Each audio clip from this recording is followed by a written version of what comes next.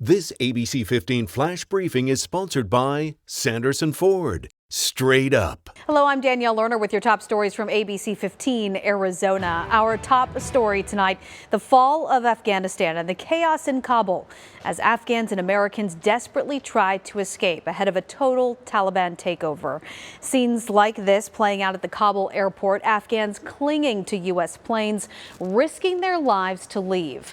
President Joe Biden today saying he does not regret his decision. American troops cannot and should not be fighting in a war and dying in a war that Afghan forces are not willing to fight for themselves. Though steadfast in his decision to withdraw troops, President Biden forced to send nearly 6,000 troops to help with security during airport evacuations.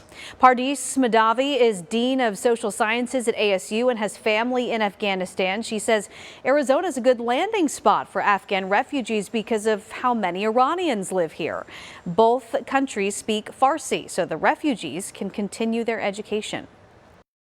Have one of the world's only refugee education programs. So we actually allow refugees to continue their education and their studies here with us at Arizona State University. With the Taliban control rising and COVID-19, she now wonders not when, but if she will see her family again.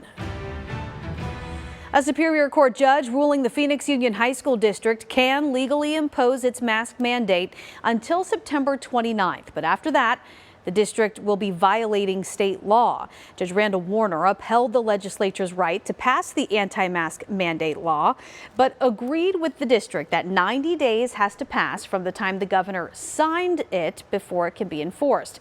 The judge also denied the district's request to dismiss a teacher's request for a temporary restraining order, allowing his attorney to refile in the event the district continues with its mask mandate, even after the law takes effect. The judge did give some very important needed clarity to schools. And he says, Phoenix Union High School District cites no legal authority that the mask mandate ban is beyond the legislature's power. Indeed, Arizona law expressly limits school districts' authority to policies that are not inconsistent with law. In a statement, the Phoenix Union High School District said it's grateful for the decision. It did not give any indication if it will defy the law if the COVID infection rate remains high once that law takes effect. Governor Ducey, meantime, doubling down on action to block vaccination requirements. In a new executive order, he's blocking local government offices from fully mandating vaccine use, but reaffirms sick leave for local government employees exposed to COVID.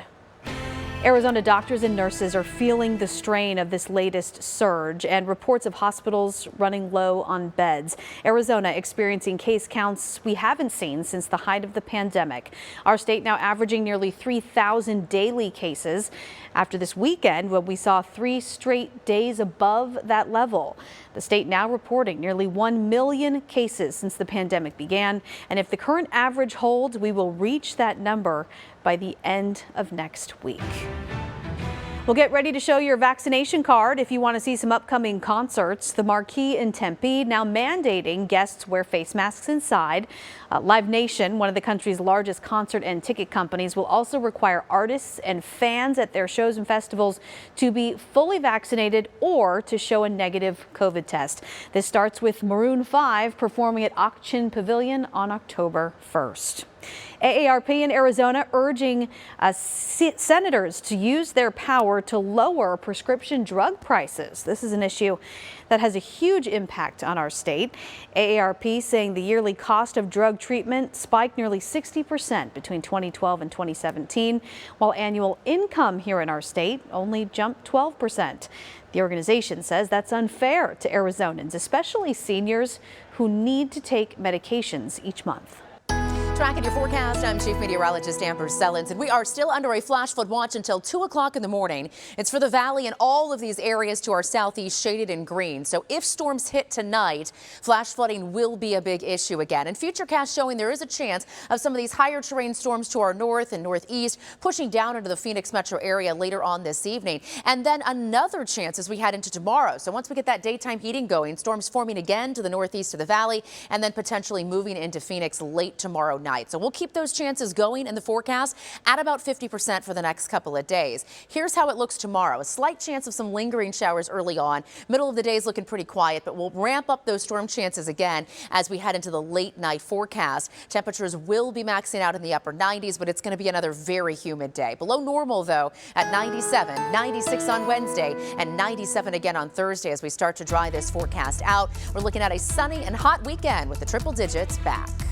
For the latest headlines, weather, and traffic, head to abc15.com or download our free ABC15 mobile app. This ABC 15 Flash Briefing is sponsored by Sanderson Ford. Straight up.